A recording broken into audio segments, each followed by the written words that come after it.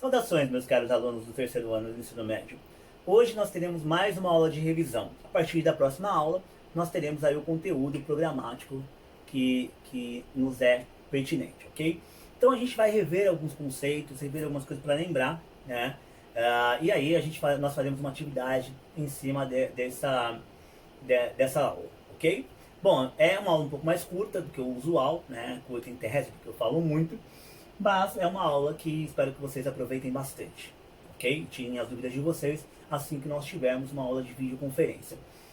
Este slide está completo para vocês na Moderna Compartilha, na biblioteca da sala, então vocês podem ir lá e rever todo o conteúdo um pouco mais completo do que numa aula de revisão, por exemplo, ok? A gente vai falar de fluxos e sistemas de transporte e dessa variação que é o transporte mundial, né? Quando a gente fala em transporte, a gente precisa tomar um certo cuidado, porque todo o transporte que a gente tem hoje de pessoas, ele está relacionado principalmente ao transporte comercial, né? Eu já falei para vocês, a economia, infelizmente, ela muitas vezes, ela ficou acima das questões humanas, das questões da importância das pessoas, né? E talvez este momento que a gente vive com o coronavírus, com o Covid-19, nós estejamos aí repensando esse conceito, se a economia realmente está acima das vidas humanas, né? Para alguns governos, infelizmente, isso continua ainda muito forte, né? Preocupação com a economia mundial, mas a economia se refaz, pode demorar, né? Demorar em 10 anos, mas o que são 10 anos para uma história de anos que nós temos, né? Para o homem, 10 anos é muito tempo, mas para a história mundial não é tanto tempo assim, e a economia se refaz.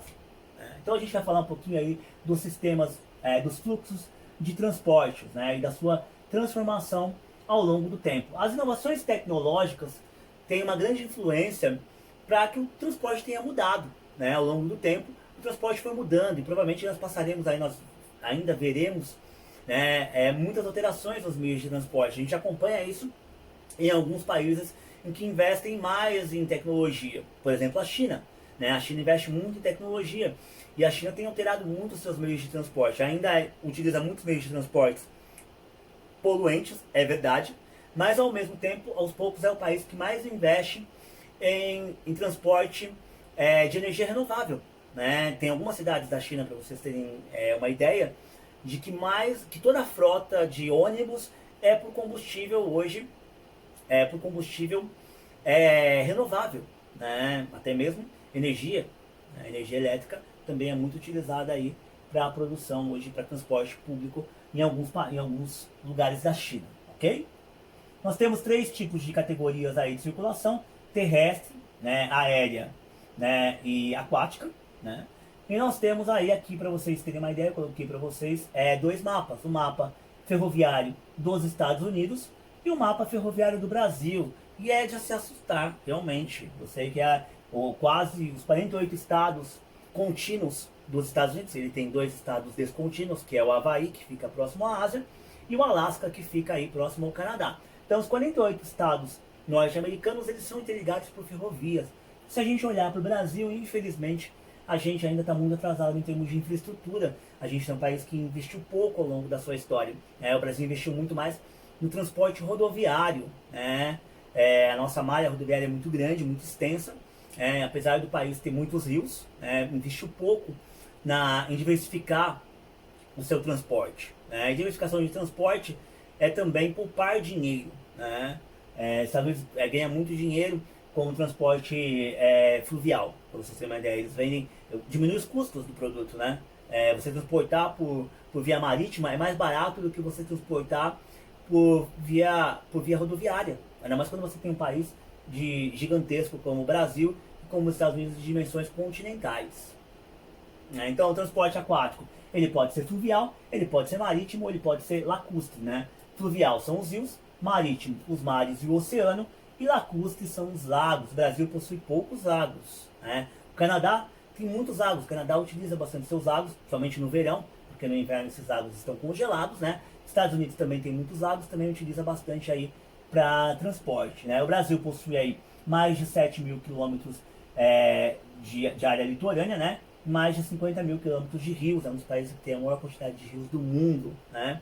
Mas ainda pouco utilizados. O Brasil precisa investir muito mais aí nisso. Aqui a gente tem a rota marítima, né? Desde aí a rota marítima é muito utilizada, como eu disse para vocês, o transporte marítimo ele é o mais utilizado no mundo, justamente porque ele consegue levar muita carga, né? Então, a partir disso ele consegue transportar muito, né?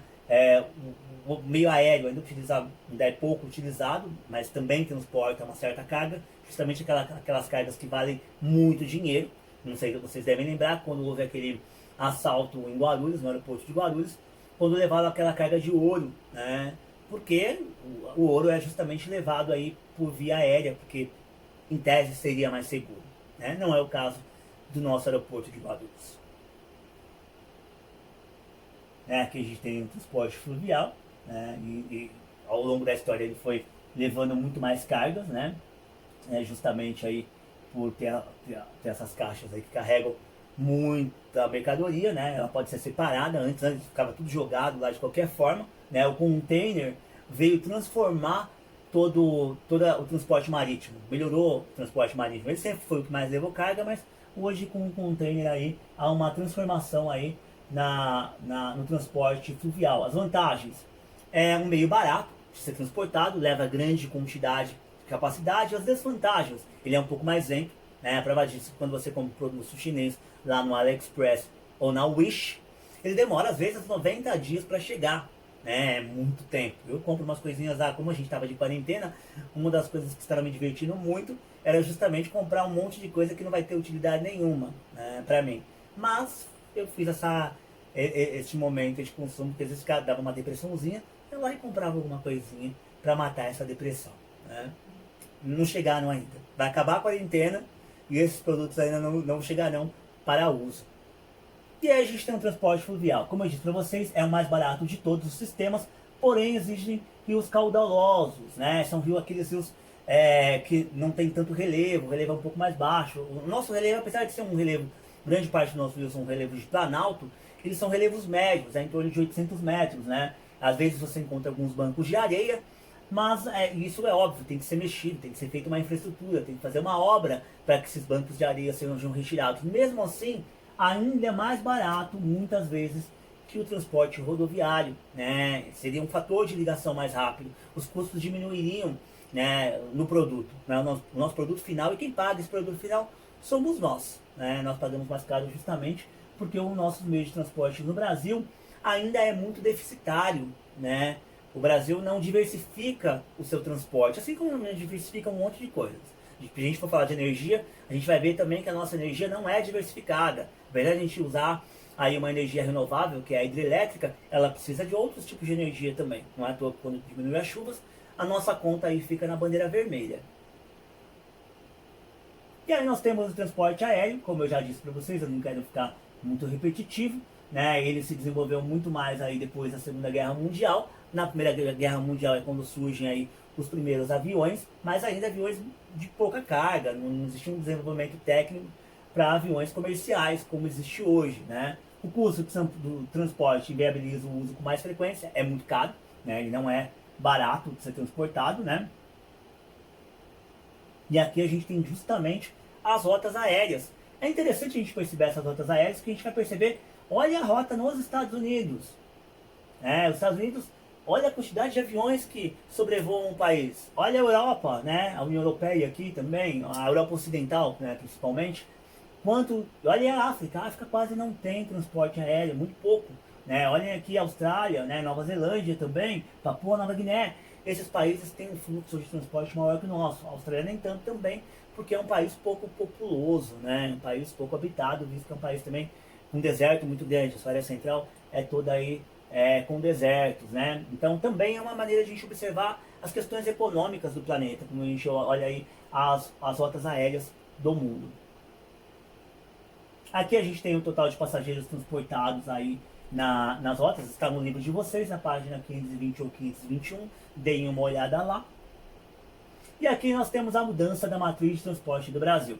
Como era em 2005, né, rodoviário 58%, aéreo 0,4%, né, os dutos viários, os dutos são justamente aqueles canos que passam aí por debaixo da terra e que são meios de transporte de geralmente líquidos, né, ou gás ou líquido. o aquaviário 13%, o ferroviário 25%, e aqui em 2025, daqui a 5 anos, nós temos uma futura mudança aí no sistema de transporte brasileiro. O que eu posso dizer para vocês sobre essa previsão? Essa previsão foi uma previsão feita em 2005. Então é uma previsão que já tem 15 anos. Essa previsão, infelizmente, não se concretizará. Né? Isso não vai acontecer exatamente como está aqui, ok? Houve um aumento em algumas áreas, é verdade, houve um aumento no aquaviário, houve um aumento aí no duto viário, no rodoviário e no aéreo, principalmente no transporte de pessoas. As pessoas estão viajando cada vez mais de avião, né? E aqui nós temos justamente o duto viário, o gasoduto, né, em operação, em estudo, em implantação, em interligação. O gasoduto, a gente tem um exemplo de gasoduto que é justamente o gasoduto Brasil-Bolívia, que sai lá de Santa Cruz de la Sierra, na Bolívia, e passa aqui pelo Brasil, cruza aqui a região aí centro-oeste do Brasil, a região sudeste e a região sul do nosso país, fazendo interligação aí com outros lugares do Brasil também. O gasoduto Brasil não é um país que tem muito gás natural, a gente acaba tendo que, a gente não é autossuficiente. O petróleo a gente já é autossuficiente, mas do gás não. A gente acaba comprando aí da Bolívia. São aqueles canos que passam justamente aí, e aqui são os dutos viários internos brasileiros, ok? Não é especificamente o gasoduto, mas pode ser outros tipos de dutos aí, não só apenas de gás. Pode ser líquidos também, ok? O transporte ferroviário, ele nasce com a Revolução Industrial, lá no metade do século XVIII, né? E aí, a partir do século XIX, a gente tem uma maior utilização do meio ferroviário, que ajudou aí a desenvolver a indústria mundial, principalmente na Europa, né? Hoje também é muito utilizado aí para o transporte de pessoas. Há alguns lugares, você pega a Rússia, por exemplo, que você tem, você sai de Moscou e vai, por exemplo, até Vladivostok, ou seja, você sai de uma ponta a outra ponta, sai da parte oeste da Rússia e vai até a parte leste.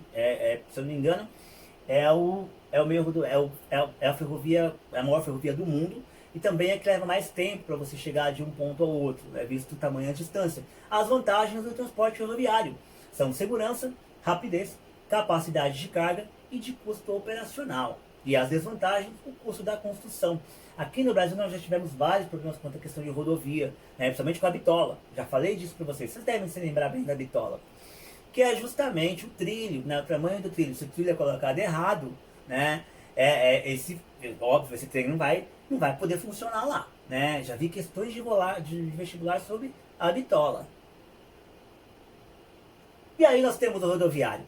O transporte rodoviário no Brasil, ele começa a se intensificar aí a partir da década de 50, mas já na década de 30, com as políticas aí de industrialização brasileira no primeiro governo Getúlio Vargas, nós temos a implantação de rodovias no país, mas elas se intensificam muito mais com o Juscelino Kubitschek, no seu plano lá de 50 anos mais 5, o plano desenvolvimentista brasileiro, que teve um custo para o Brasil, que foi justamente a nossa foi quando o Brasil tem a maior dívida externa na época, foram muitos empréstimos para que o Brasil se desenvolvesse economicamente, Nós temos também a industrialização, na década de 30 começa a industrialização brasileira, porque a gente tem justamente a crise de 1929, e em 1930 o Brasil é obrigado a se industrializar. Em 1950, primeiro uma industrialização estatal, indústrias do Estado, principalmente siderurgia, CSN, a Companhia Siderúrgica Nacional, a Vale do Rio Doce também são dessa época, e em 1950 a gente tem uma abertura para indústrias internacionais, principalmente indústrias de automóveis. Por isso, o investimento em rodovias. Para as pessoas comprassem o carro, precisava existir rodovia. Então o Brasil também ficou muito ligado a isso. Isso foi um problema, porque o Brasil não saiu para investir em outras coisas.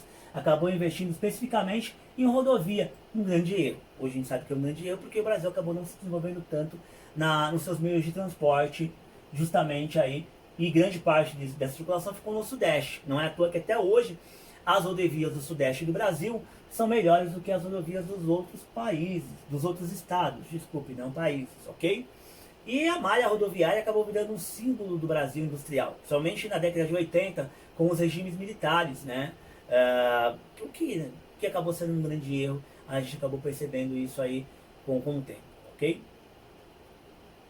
As vantagens das rodovias, a flexibilização do serviço, é mais fácil, em pequenas distâncias, é bom lembrar. A flexibilização no deslocamento de cargas também é mais rápido, mas depende das distâncias, é bom em grandes distâncias, não é recomendável o uso de transporte rodoviário, o país é muito grande, então é um grande erro.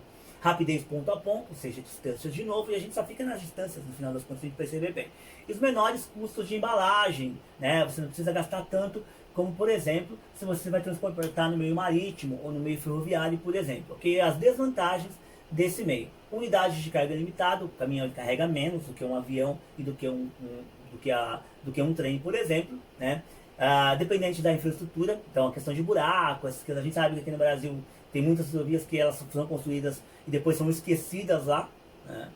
E às vezes ninguém também quer essas ferrovias, elas são às vezes elas entram no leilão aí, mas acaba não tendo interessados aí para administrarem essas rodovias, né? Porque essas empresas às vezes dão um lucro, né? A partir aí dos pedágios, ok? A dependente da regulamentação, existe uma questão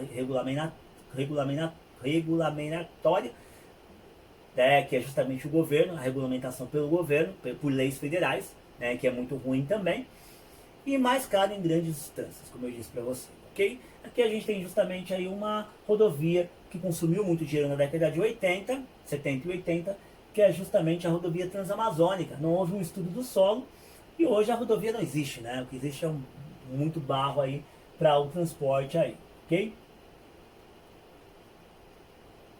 Então temos também unidades de carga limitadas, como eu falei para vocês, dependente de infraestrutura, dependente do trânsito também e dependente da regulamentação. Nossa aula vai até aqui, espero que vocês tenham gostado e qualquer dúvida nós nos vemos na videoconferência. Muito obrigado.